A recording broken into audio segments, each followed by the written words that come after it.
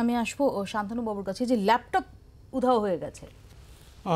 প্রথমেই আমি এটা বলার আগে একটা জিনিস বলবো, আজকে যা ঘটনা ঘটেছে এটা দুঃখিত।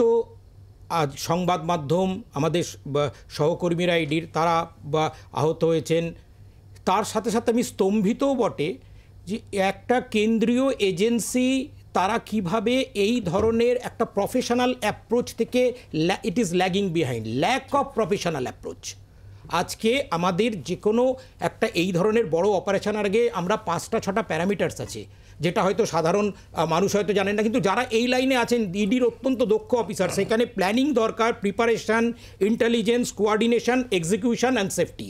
প্ল্যানিং কেন করা হয়? সবচেয়ে আগে আমাকে প্ল্যান করে নিতে হবে আমার এই জায়গায় অপারেশন করতে গেলে আমার কি কি দরকার, সেইটা হচ্ছে প্রিপারেশানে। তারপরে হচ্ছে ইন্টেলিজেন্সটা একটা বিশাল কাজ করে, যে ফিল্ড ইন্টেলিজেন্স এই লোকটি কীরকম। আজকে আমি মানলাম ইডির হয়তো সেই গ্রাসরুট লেভেলে সেই ইন্টেলিজেন্সটা করতে পারেনি। আমি নেটে সার্চ করলে আজকে শাহজাহানের, আমি কোনো পলিটিক্যাল কোনো বক্তব্যে যাচ্ছি না, শাহজাহান মোল্লা কি তার 2014 কেস, 1 ফেব্রুয়ারি 2 ফেব্রুয়ারি, এগুলো নেটে অ্যাভেলেবেল, তার পূর্ববর্তীকালের তার কেস, 2009-এর আগের কেস। তো এই লোকটি যে আইন শৃঙ্খলা আগেও অনেকবার ভঙ্গ করেছেন, সেইটা ইডির কাছে ডেফিনেটলি তাদের নলেজে ছিল। আজকে আমি 30টা সিআরপিএফের মাত্র গার্ড নিয়ে আমি গেলাম, তার মধ্যে 15টাকে দুটো স্পটে 15 এবং 10 জন করে ভাগ করে দেওয়া হয়েছিল। আমার সিআরপিএফের লেডি ব্যাটালিয়ান উপলব্ধ আছে, আমি তাদের নিতে পারতাম গ্রামে, যেখানে একটা গ্রামের মধ্যে যেটা আজকে হয়েছে, আমাদের অনেকে যে মহিলারা আগে তারা ছিল।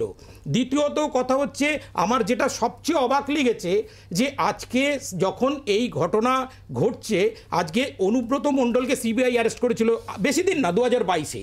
এই ঘটনাটা তাদের চোখের সামনে ছিল যে সিবিআই কি প্রিপারেশন নিয়েছিল, কিভাবে অনুব্রত মণ্ডলকে, বাঘকে যদি জঙ্গল থেকে তুলে আনার মতন।